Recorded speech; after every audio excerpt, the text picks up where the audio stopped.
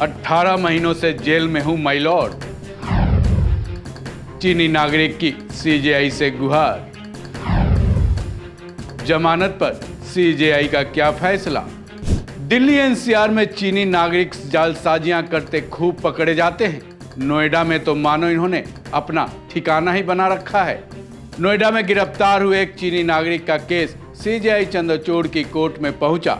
उसने सीजेआई से गुहार लगाई कि 18 महीनों से जेल में हूं माय लॉर्ड। फिर सीजेआई चंद्रचूड़ ने क्या फैसला सुनाया। क्या उस चीनी नागरिक को बेल मिली या जेल बरकरार रहा, चलिए जानते हैं। नमस्कार, मैं सुधीर कुमार सिंह, वन इंडिया हिंदी में आपका स्वागत है।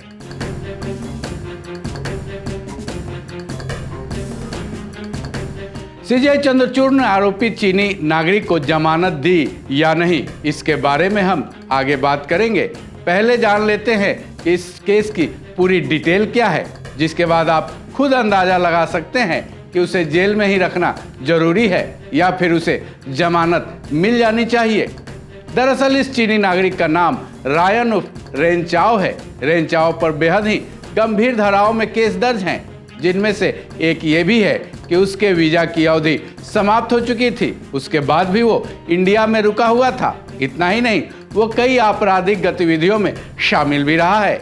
रेंचाओ पर यह भी आरोप है कि वो आपराधिक गिरोह को चलाता भी था। उसे पुलिस ने 9 जुलाई 2022 को नोएडा से गिरफ्तार किया था, जिस पर धोखाधड़ी, जालसाजी और आपराधिक साजिश समेत कई दूसरे अपराधों के तहत केस दर्ज कर गिरफ्तार किया गया था। साथ ही रेंचाओ पर विदेशी नागरिक अधिनियम के तहत भी केस दर्ज है।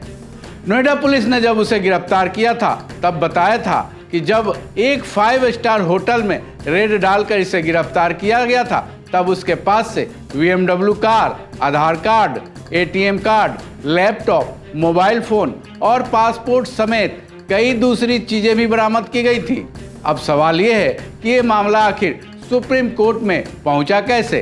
दरअसल अपनी जमानत के लिए रेंचाओ ने इलाहाबाद हाई कोर्ट में गुहार लगाई थी, लेकिन इलाहाबाद हाई कोर्ट ने उसकी आपराधिक गतिविधियों को देखते हुए जमानत देने से साफ तौर से इनकार कर दिया था। उसके बाद उसने सुप्रीम कोर्ट का दरवाजा खटखटाया था, जिस पर मंगलवार को सीजेआई चंद्रचूड़ की अगुवाई वाली बेंच में सुनवाई हुई।